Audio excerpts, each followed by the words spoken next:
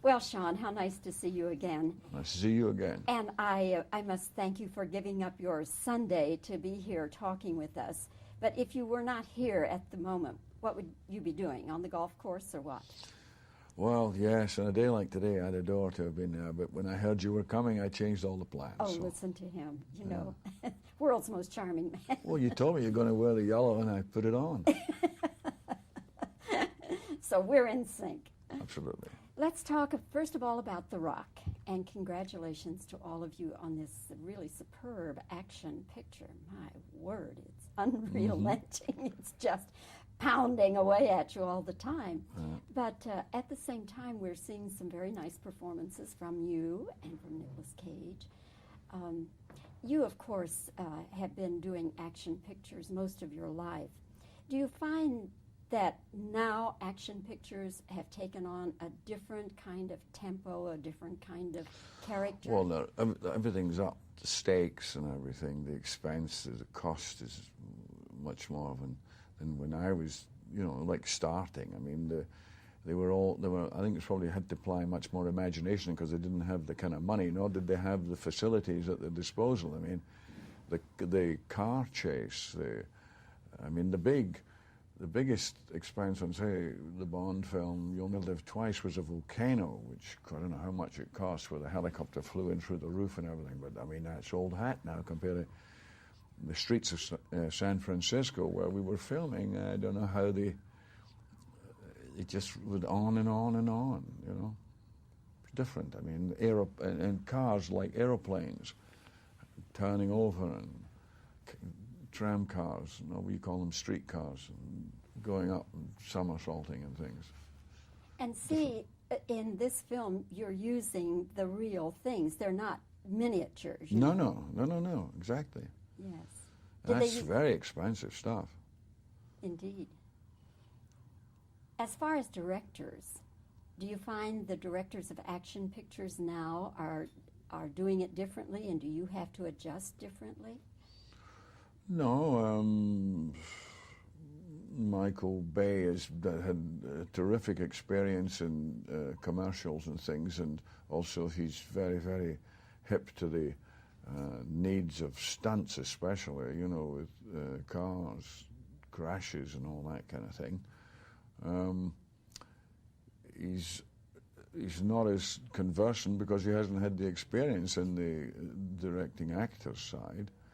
But I think the film is very well cast, so they both complement each other because he did shoot all that stuff. It's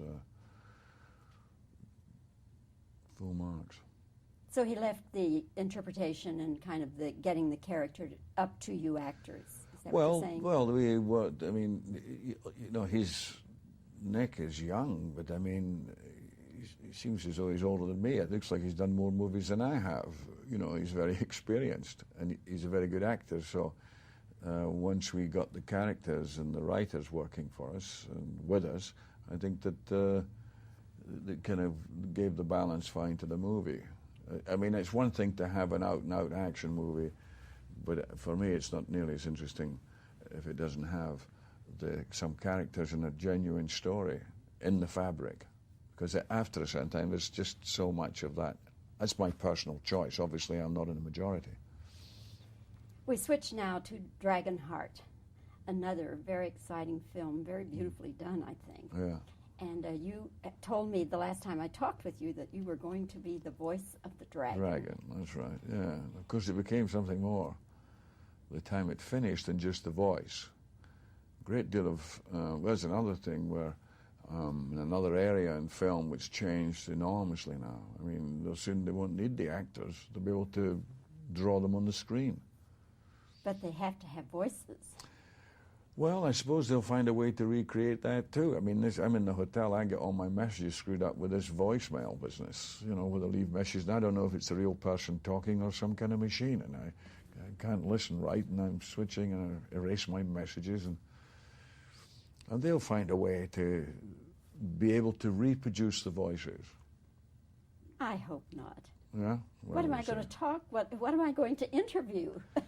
Oh, well, I see. That's what you're looking at. Oh, well, that's something different. I was looking at the big picture. See. You just put me out of work. No, I wouldn't do that. Yeah. No, I wouldn't do that. No. But when you agreed to do the voice of the dragon, did you think of it as, excuse me, but just easy money? Oh, no, because I knew that when they told me about it, and then I had the conversation on the phone with Rafaela De Laurentiis, who's produced it, and Rob Cohen directed it.